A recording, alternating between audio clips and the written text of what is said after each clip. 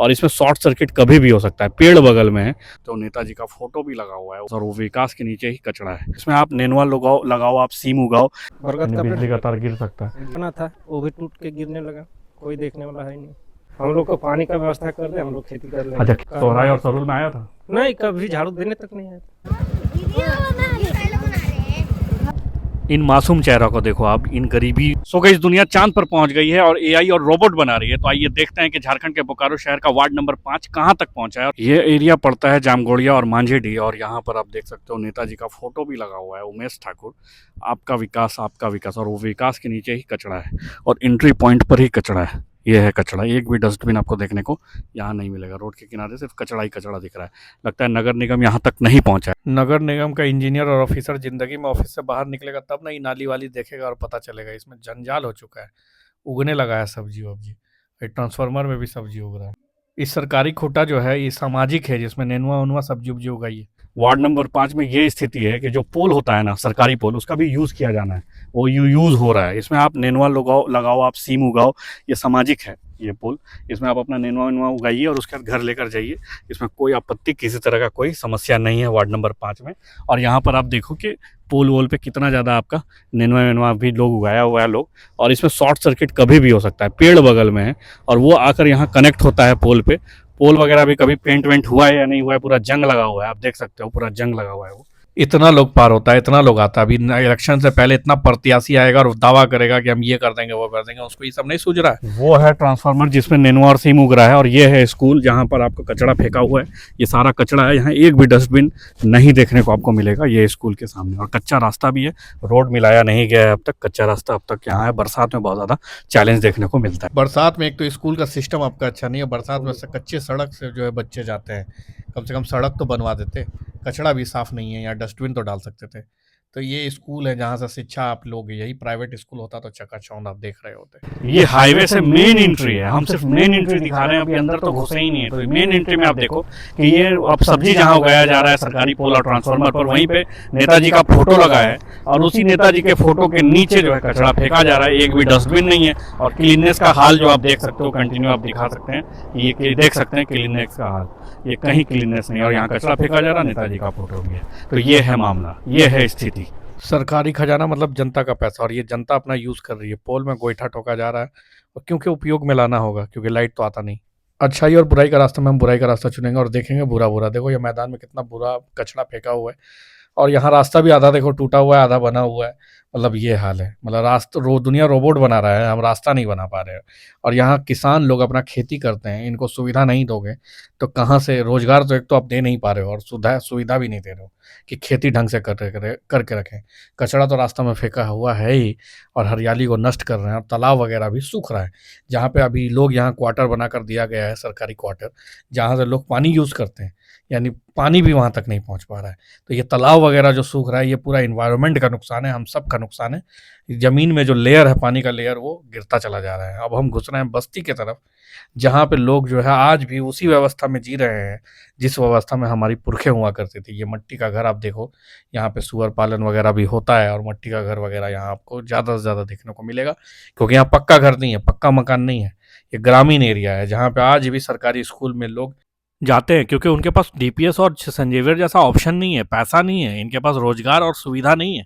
और ये नगर निगम में आते हैं, ये लोग 4 स्मार्ट सिटी में आते हैं जहाँ करोड़ों का फंड आता है। दुनिया चांद पर पहुंच गया है, हम एआई बना रहे हैं, रोबोट बना रहे हैं और विकसित कर रहे हैं, देश विकसित हो रहा है। लेकिन एक आदिवासी मूलवासी झारखंड का, वो किस अवस्था में है नगर निगम में होने के बावजूद, 4 स्मार्ट सिटी होने के बावजूद, जहाँ करोड़ों का फंड आता है। आप घर भी देख सकते हैं, यहाँ पे आज भी मिट्टी का घर है, पुराना पारंपरिक जो शौक भी हो सकता है, कोई बड़ा इशू नहीं है, लेकिन जहाँ ढह गया है उनको भी देखने का जरूरत है कि किस अवस्था में लोग हैं और किस तरह का लाइफ स्टाइल है इनका। या मान के चलिए आपकी एक शहर वाले जगह में, बोकारो स्टील सिटी, जहाँ उद्योग लगा, जहाँ पे जमीनें गई झारखंड वासी की और मूलवासी की, और उसके बाद उनका व्यवस्था आज अगर वो जमाने से बहुत दूर नजर आ रहे हैं, तो इसमें किसकी गलती है? सरकार या ऑफिसर्स जो नगर निगम में बैठे हैं, या छुटकर नेता जो आवाज़ नहीं उठाते, ऑपोजिशन, या यहाँ के नागरिक, या हम सब की गलती है जहाँ पे हम सही नेता नहीं चुनते, जाति धर्म के ऊपर उठकर बात नहीं करते? तो आइए जानते हैं कि मूल समस्या क्या है इस वार्ड का, वार्ड नंबर 5 का, मांझेडी का।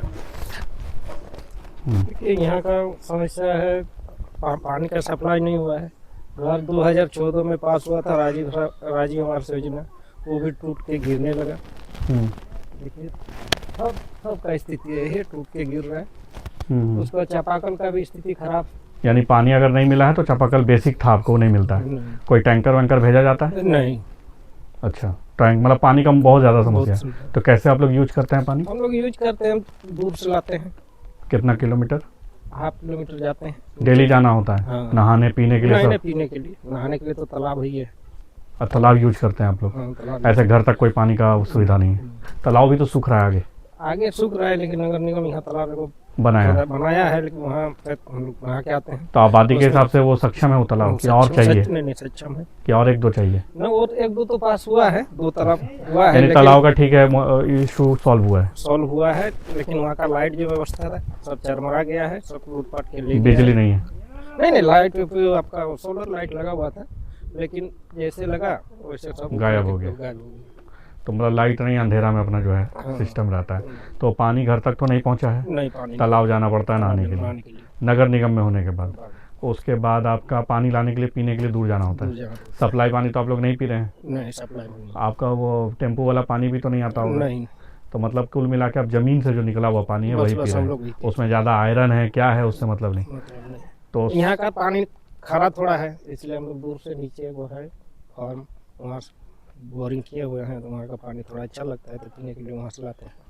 यानी कि नेता लोग कभी चापाकल का पानी पी के देखें या ऑफिसर लोग नगर निगम के पी के देखें, तब उनको पता चलेगा। आप तो बिस्लेरी का बोतल खोल लेते हैं, हम लोग जो आरओ का पानी पी लेते हैं, उसमें हम भी हैं कि हम भी आरओ का पानी पी रहे हैं। सप्लाई पानी टेम्पो से देने आता है, गंगा तेरा पानी आपने सुना होगा, तो वो भी है। लेकिन यहाँ के जो वासी हैं, तो खैर वो ज़मीन से पानी निकला हुआ भी बहुत ख़राब नहीं होता, लेकिन हम अपने बॉडी को किस तरह से अडॉप्ट करते हैं, क्योंकि मूल वासी हैं तो इनको फ़र्क नहीं पड़ता, और हमको भी फ़र्क, हमारे दादा को भी फ़र्क नहीं पड़ता होगा। लेकिन आज हम नहीं पी पाएंगे वो पानी, और खर्रा लगेगा आपको, मीठा नहीं लगेगा। तो यही वो बता रहे हैं। और साथ ही साथ जो है इस तरह का समस्या आपको पानी का खास करके देखने को यहाँ मिल रहा है। दूसरा, बिजली का सब सिस्टम पोल पे ठीक है? सिस्टम ठीक है, कुछ दिन से तो जब से 2000 फीटर से हुआ है तब से बिजली का समस्या थोड़ा ठीक है। नहीं तो पहले कटता था, लेकिन फिर भी उधर 11,000 जो है एकदम मैंने दुर्बल स्थिति में, कभी गिर सकता है, दुर्घटना हो सकती है। तो लूज है वहाँ से? लूज है। कहाँ पे? वो आपका कुल्हिमुड़ा से उधर बरगद का बिजली का तार गिर सकता है। तो इसका कंप्लेन वगैरह कोई देखने नहीं आता है बोलने? नहीं, कोई नहीं। कोई सुपरवाइजर नगर निगम से देखने के लिए कि भैया क्या, जैसे हम लोग पूछने आए? घर का वार्ड पार्षद है, खुद नहीं देख रहा है। बना था वो भी टूट के गिरने लगा, कोई देखने वाला है नहीं। छज्जा वज्जा दिखा तो गिर रहा ना छज्जा? हाँ, उधर भी। आइए देखते हैं, अंदर चलते हैं, देखते हैं क्या समस्या है, मेजर समस्या क्या है। कितना दिन पहले बना है ये आपका? वही 5 साल में छज्जा झड़ने लगा। तो रिपेयरिंग 2017-18 में कंप्लीट हुआ। तो इसका कोई रिपेयरिंग का व्यवस्था नहीं है? नहीं। आप लोग मिट्टी का घर में भी रहते हैं और इसमें भी? नहीं, अधिकतर तो मिट्टी के घर में रहते हैं लोग। सुकून है उसमें, ठंडा भी है। ठंडा में गर्मी लगता है, गर्मी में ठंडा लगता है। ये भी एक अनुभव है हम लोगों का, नानी घर का अनुभव है। और पुआल वगैरह भी देख रहे हैं, तो यहाँ आप लोग जो है तो हम लोग खेती से कोई रोजगार का वैसा योजना? नहीं, कोई योजना नहीं। खेती करते हैं? सिर्फ खेती करते हैं। अब फिर उद्योग लगेगा, जमीन आएगा तो दीजिएगा जमीन? जमीन कहाँ से देंगे? खेती चला जाएगा। नहीं तो इन लोग जो बुड़बक बनाता है, उद्योग लगा लेगा, नौकरी दे देगा एक पीढ़ी, उसके बाद फिर बैठा देगा सब। हम लोग को पानी का व्यवस्था कर दे, हम लोग खेती कर लेंगे। अच्छा, खेती के लिए पानी का व्यवस्था पानी आने से ही हो जाएगा। तो नहीं तो कुछ पानी मतलब अलग से नहीं दिया जाता है? नहीं। तो बरसात का पानी से ही आपका व्यवस्था है? तो बोर पंप वगैरह ये सब कुछ नहीं दिया जाता? बोरवेल वगैरह? नहीं। डैम वेम छोड़ा, चेक डैम टाइप थोड़ा? नहीं, ये तो नगर निगम में है ही नहीं। तो अगर मान लीजिए बस आसमान से पानी नहीं आया फिर हम लोग तालाब उलाब है छोटा वहीं से हम लोग पटा लेते हैं। और फिर पानी का कमी हो गया तो फिर अकाल पड़ेगा, मतलब आप लोग का अनाज नहीं होगा? हाँ, क्या कीजिएगा, 3 साल अनाज नहीं हुआ था, इस साल अच्छा बारिश हुआ था, अनाज हुआ। 3 साल कम अनाज हुआ था, तो उसके लिए कोई सुविधा नहीं मिला? नहीं। यानी कि खेती का पानी के लिए भी सुविधा नहीं। एक तो पहला खेती है चास नगर निगम में, बड़ा बात है। तो किसान को हम लोगों को सहयोग करना चाहिए। वो पानी भी नहीं है यहाँ, खेती के लिए पानी नहीं है, पीने के लिए पानी नहीं है। चास नगर निगम स्मार्ट सिटी में जहाँ करोड़ों का फंड आता है, तो पानी का बड़ा समस्या, मेनली पानी का समस्या। और डस्टबिन का भी थोड़ा सा, कूड़ा कचरा वगैरह भी साफ करने कोई नहीं आता, कभी नहीं आया। नगर निगम का कभी गाड़ी आया? गाड़ी नहीं आता साफ सफाई के लिए, कभी गाड़ी नहीं आया। 10 साल हो गया लेकिन कभी नहीं आया। मतलब एक ताज्जुब का बात है कि महीना में 2 महीना में 1 बार आ जाए, वो गाड़ी भी नहीं आ रहा नगर निगम का साफ सफाई के लिए, मतलब कि वो लगता है शहर के तरफ जो है उधर ही थोड़ा बहुत कर, कम से कम रूटीन में महीना में तो एक बार आ जाए, रूटीन चेकअप में हफ्ता में आना चाहिए उनको, लेकिन महीना में तो कम से कम आ जाए। हम लोग का पर्व त्योहार जो आता है, सरूल हुआ, आपका सोहराई हुआ, सोहराई और सरूल में आया था? नहीं, कभी झाड़ू देने तक नहीं आया था। त्यौहार में भी नहीं? नहीं, कभी नहीं, 10 साल हो गया लेकिन कभी नहीं। तो त्यौहार में भी कोई नहीं आ रहा? ना, हम लोग अपने से झाड़ू उड़ू साफ करते हैं।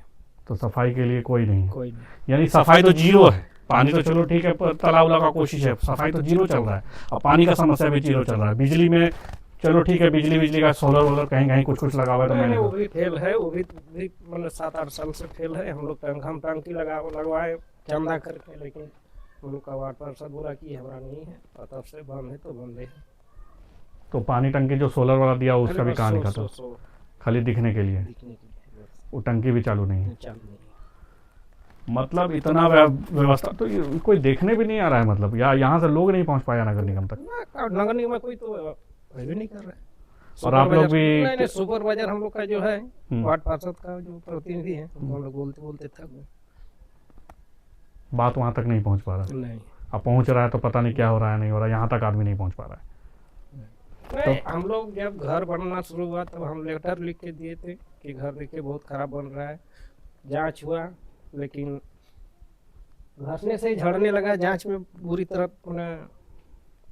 क्या बोलते हैं, अनियमितता पाया गया, लेकिन कुछ कार्रवाई नहीं हुआ। तो हम लोग फिर लेटर लिख कर जाके क्या, मतलब कि एक तो घर मिला, उस पर कमीशन भी सेट रहता है, लोगों का देना पड़ता है, नहीं तो फिर आपको घर नहीं मिलेगा। एक तो पैसा दीजिए, फिर पैसा देने के बाद माल भी खराब बनाएगा, उसमें आप कुछ बोल नहीं सकते।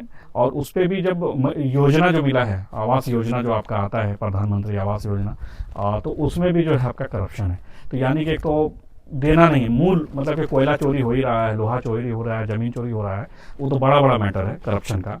कम से कम बेसिक नीड जो इंसान से जुड़ा हुआ चीज़ है, जैसे पानी, बिजली, रोड, साफ सफाई, नाली, तो ये तो कम से कम मूल जो हक है इंसान का, जो निजी जिंदगी में जिसका जरूरत है, उसमें तो करप्शन ना करे लोग। तो यहाँ दाल चावल वगैरह जो मिलता है वो सब सटीक है कि उसमें भी 1 किलो 2 किलो वाला सीन है? वो तो है, हम लोग का सबका सेट रहता है, वो तो हर जगह सेट है कि 1 किलो 2 किलो अनाज काटना है। हम लोग बोलते हैं कि हम लोग तो नहीं मेहनत करते हैं तो कर लेंगे। तो अनाज कटा। अब आपका मेन प्रॉब्लम हो गया पानी, दूसरा प्रॉब्लम हो गया आपका यहाँ पे साफ सफाई जो है, कभी कोई देखने नहीं आया, ताकने नहीं आया, और पानी क्योंकि आप लोग खेती करते हैं, और आपका रोजगार, तीसरा बड़ा योजना है आपका रोजगार। इसके अलावा कुछ बड़ा ऐसा पशुपालन के लिए, जानवर के लिए कोई चिकित्सा से आपका सुविधा? नहीं, वो सब मिल जाने से हम लोग बकरी पालन कर सकते हैं, यदि नगर निगम हम लोग को डॉक्टर अवेलेबल करा दे, कभी डॉक्टर, लोन का भी व्यवस्था, जैसे हम लोग का यहाँ ट्रेनिंग करवाए थे एग्रीकल्चर ट्रेनिंग करवाए थे, लगभग 300 महिला का करवाए थे, लेकिन अब चुनाव के पहले तो कुछ नहीं कर सकते ना। तो मतलब पशुपालन के लिए भी वैसा कोई व्यवस्था नहीं दिया गया है कि बकरी ले लीजिए आप या लोन ले लीजिए? अच्छा, डॉक्टर वैसा फ्री ऑफ कॉस्ट के आइए भाई, गाय पाल रहे हैं तो कम से कम बीमार हो गया तो डॉक्टर फ्री में देखेगा? नहीं, कोई सुविधा नहीं। यानी रोजगार ये अपना तय कर रहे हैं, और अपना तय करने के बाद इनको कोई सुविधा भी नहीं दिया जा रहा। आप बकरी खुद से पालिए, जानवर खुद से पालिए, खेती खुद से कीजिए, कोई सरकारी सुविधा यहाँ तक नहीं पहुँचा है। और ताज्जुब है कि यहाँ तक नहीं पहुँचा है तो गाँव तक कैसे पहुँचेगा? इस शहर से जस्ट सटा हुआ है, हाईवे से जस्ट सटा हुआ है, तेलगड़िया के जस्ट पीछे 1 किलोमीटर पीछे हम लोग आज मांझेड़ी में खड़े हैं। तो इसके ऊपर तो खैर बहुत समस्या है। और हम लोग का भी रोड नगर निगम से जुड़ा नहीं है, बीच में आपका जो कटा हुआ है, अभी तक पीसीसी नहीं हुआ या ढलाई नहीं हुआ।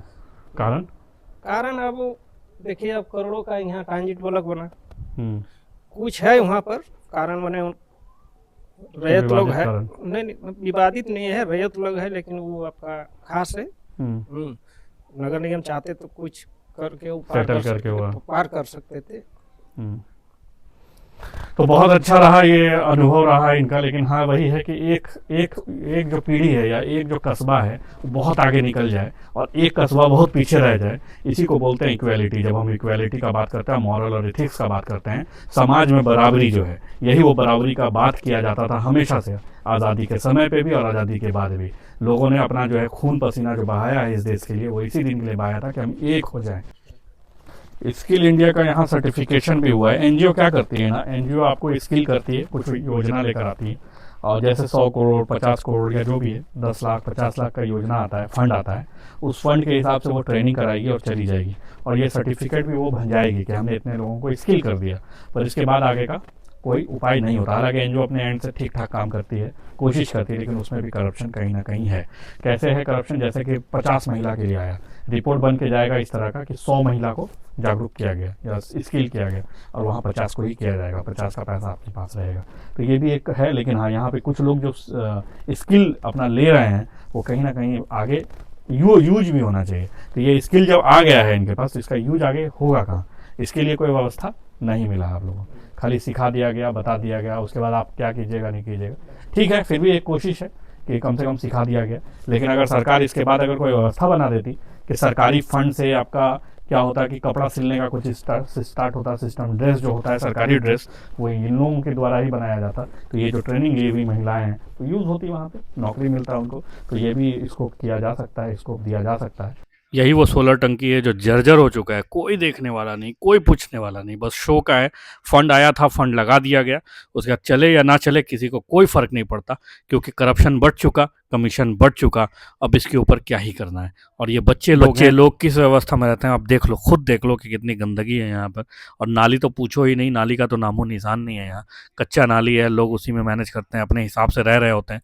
ये देखो बच्चे लोग अपना काम काज कर रहे हैं क्योंकि इनको स्कूल नहीं जाना है और ये सरकारी स्कूल और सरकारी ट्यूशन पे ही जिंदा है। इन मासूम चेहरों को देखो आप, इन गरीबी गुर्बत को देखो, अगर इनका पैसा कोई खाएगा तो ज़िंदगी में उसको जो है सुकून नहीं मिलेगा। और यहाँ कार्यालय भी है, यहाँ पे अपने जो प्रतिनिधि हैं, और उसके बाद बगल में ही आपका जो है बहुत तरह का सिस्टम चलता है और रोड भी एकदम कचड़ा है, रोड भी एकदम टूटा फूटा है। अब क्या ही बोलोगे आप, क्या ही बोलोगे, जनता ही वैसी है, जनता वोट देगी एट द एंड।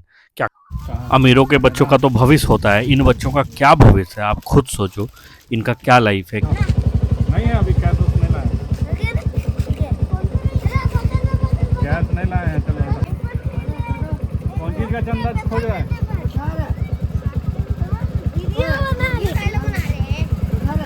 चंदा सरस्वती पूजा का। अमीर के बच्चों को कभी रास्ते पे देखा है? सरस्वती पूजा का चंदा के लिए देखो ये बच्चे लगे हुए हैं ताकि 2 रुपया इनको मिल जाए। यही वार्ड नंबर 5 है जो यहाँ से अंसारी मार्केट से एंट्री करते हैं और एक वहाँ पे हाईवे से एंट्री करते हैं जो इलेक्ट्रो स्टील वाला रास्ता है, और इसके अंदर आता है आपका एक मांझी मोहल्ला भी, तो जहाँ पे आप देख सकते हो कि बहुत ज़्यादा मेहनत लगता है हम लोगों का। तो सपोर्ट बनाए रखें ताकि आपको ग्राउंड रियलिटी दिखाएं, ताकि आप अपने इलेक्शन में सही डिसीजन ले सकें और सही उम्मीदवार को चुन सकें जो आपकी समस्या को सुलझा सके। तो ये बात आपको ख्याल रखना है कि हम लोग काफ़ी रिस्क लेते हैं समाज के लिए, समाज के उत्थान के लिए। तो आपको ज़रूर सहयोग करना है, सपोर्ट करना है, आपको सब्सक्राइब कर लेना है चैनल, अपना सपोर्ट ज़रूर दिखाएं और लोगों तक पहुँचाएँ ताकि लोग जागरूक हो सके और इलेक्शन में हम अपना बेस्ट उम्मीदवार चुन सके जिससे समाज का उत्थान हो। मिलते हैं दूसरे वार्ड में। झारखंडी पुकार, जोहार, जय हिंद।